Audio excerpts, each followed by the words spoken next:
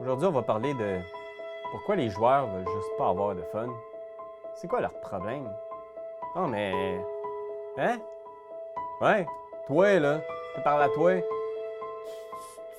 Tu veux pas avoir de fun? Aujourd'hui, à l'émission Les joueurs contre le plaisir.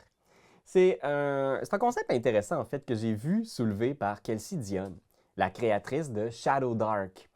C'est-à-dire, la première chose qu'elle a constatée quand elle a ouvert Shadow Dark au public, puis qu'elle a commencé à lire des classes qui avaient été créées par la communauté, c'est qu'elle s'est rendue compte que très rapidement, elle pouvait identifier le matériel homebrew qui avait été écrit par des maîtres de jeu du matériel homebrew qui avait été écrit par des joueurs. Parce que ça arrive, hein? Vous avez peut-être eu ça à la maison, un joueur qui a composé sa classe homebrew ou son espèce homebrew parce qu'il y avait un désir qu'il voulait incarner, puis c'est super correct. Mais c'est vrai qu'il y a vraiment une approche différente. Les maîtres de jeu vont souvent créer des classes qui ont des angles morts, ou qui vont souvent mettre au défi quand même les joueurs. Mais les joueurs, tout le contenu qu'ils créaient, c'était des façons de contourner les obstacles du jeu. Donc, par exemple, dans Shadow Dark, vous le savez, il n'y a aucune espèce, aucune classe offerte aux joueurs qui a vision dans le noir. Ça fait partie du défi de Shadow Dark. L'obstacle, c'est l'obscurité. Il faut trouver une façon de s'éclairer dans les ténèbres des donjons et profondeurs de la terre. Et souvent, les joueurs vont créer des classes qui peuvent voir dans le noir, des espèces qui peuvent voir dans le noir, ou qui n'ont pas besoin de ration, qui n'ont pas besoin de manger, qui n'ont pas besoin de respirer. Ils vont contourner les obstacles du jeu sans réaliser que ces obstacles-là sont parfois ce qui fait le plaisir du jeu. Il y a un designer célèbre aussi, je pense que c'était du jeu de rôle ou du jeu vidéo, qui a dit « Si tu leur en donnes l'occasion, les joueurs vont optimiser le fun en dehors du jeu. » Si tu leur donnes des façons de faire, c'est sûr que les joueurs vont trouver des façons de créer un combo brisé qui les empêche de perdre des emplacements de sort, qui les empêche de perdre des points de vie, qui les empêche de mourir.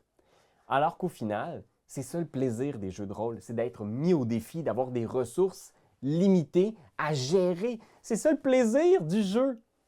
Mais c'est sûr qu'intuitivement, comme joueur, on a envie de se donner un petit peu plus de ressources, un peu plus de points de vie, au point où le jeu devient finalement un peu trivial, anodin, qu'il n'y a plus de difficulté. Fait qu'aujourd'hui, j'aimerais ça ouvrir la discussion avec vous de quels sont les éléments dans notre pratique de maître de jeu qu'il faut être vigilant de ne pas échapper, de ne pas trop céder aux joueurs.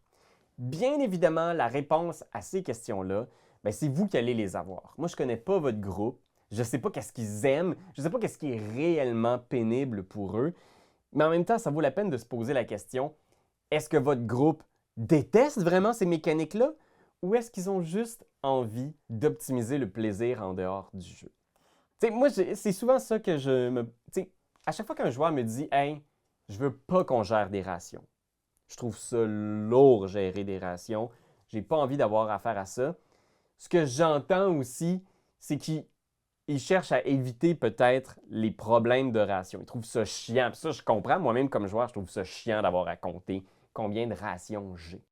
Mais si c'est ça qui est pénible pour nous, on ne veut pas avoir à compter, on est rendu à combien de pain et combien de pommes, est-ce qu'il y a des mécaniques que je peux quand même trouver pour gérer puis amener en jeu cette idée-là de ration? Ce que j'aime beaucoup, là, c'est que dans mes aventures, j'essaie de trouver une espèce d'entre-deux où je dis, il faut quand même penser à comment vous allez vous nourrir. Vous allez partir en expédition pendant 2 semaines.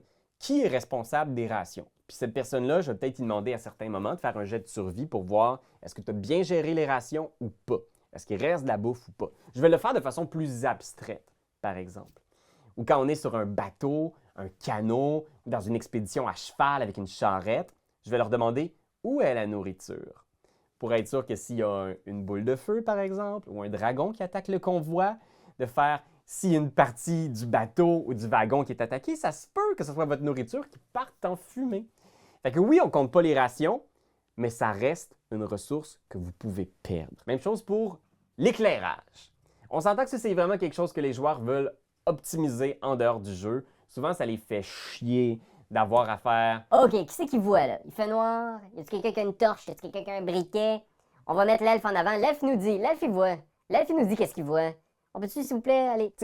Ils ont l'impression que ça va aller plus vite si on enlève ça de l'équation, mais en même temps, ça fait partie de l'intérêt de décrire une scène, de se mettre des obstacles dans le chemin. Fait que moi, j'aurais tendance à vous dire, n'hésitez pas à mettre des situations d'éclairage où il y a un joueur qui voit et les autres, non.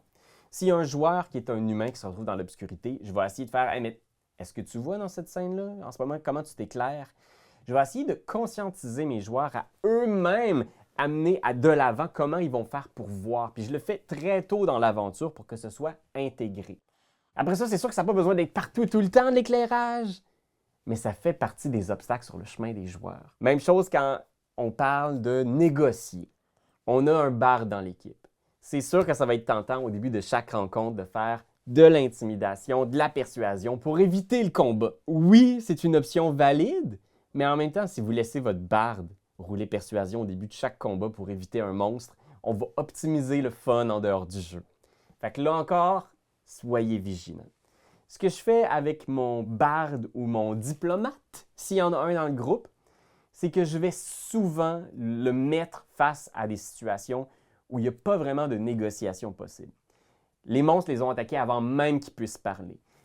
Comment tu te fais entendre au milieu d'une cohue, au milieu d'une foule? Il va falloir qu'ils travaillent. Le but ici, puis c'est ce qu'il faut retenir de cette vidéo-là, c'est qu'il faut trouver des façons de continuer à mettre des obstacles.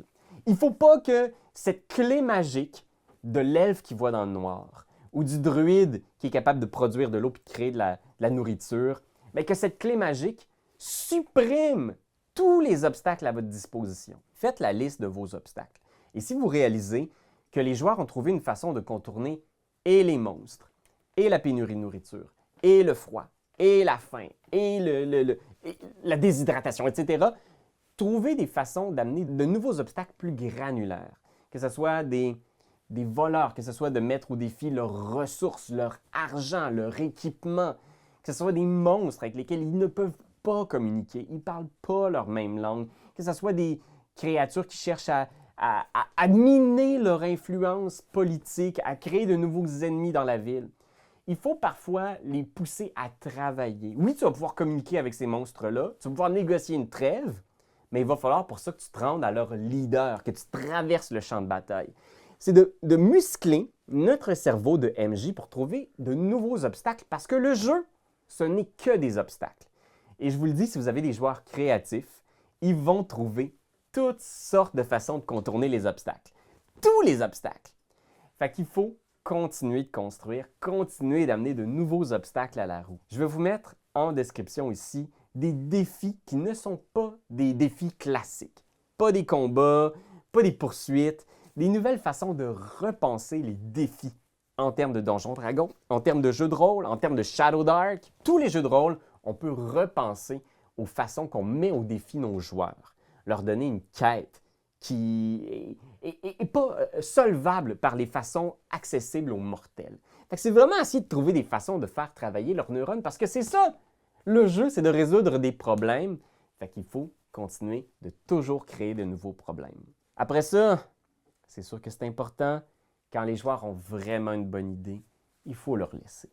Je pense que sinon, vous êtes un MJ un petit peu antipathique. Si à chaque fois qu'un joueur tente de contourner votre obstacle, vous dites « Non, non, non, il y a une seule façon de la contourner, cet obstacle-là », bien, vous risquez quand même de vous retrouver avec des joueurs qui sont déçus.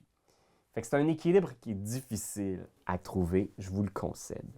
Mais gardez en tête que si vous ne voulez pas devenir un MJ qui est trop gentil, il faut continuer d'avoir dans votre besace un lot d'obstacles intéressants et variés. Fait que voilà Internet, j'espère que ça vous a un petit peu inspiré. Je suis curieux, moi, d'entendre votre expérience par rapport aux joueurs qui cherchent à optimiser le plaisir en dehors du jeu. Est-ce que vous avez eu des tables où vous avez vécu ce genre de défi-là? Des joueurs qui trouvaient des nouvelles façons, des nouveaux combos brisés pour contourner les monstres, pour prendre le contrôle mental de tous les adversaires, pour trouver une façon de faire de l'argent à l'infini? Quelles sont vos situations frustrantes que vous avez vécues? Laissez-les en commentaire, on va peut-être pouvoir vous aider. On est plusieurs, là, puis n'hésitez pas à partager aussi, trouver des solutions. Je pense que c'est le fun de sentir qu'on est une communauté de gens, Puis que quand on est plusieurs, ben, on peut trouver des nouveaux obstacles pour mener la vie dure à nos joueurs, Puis les tuer.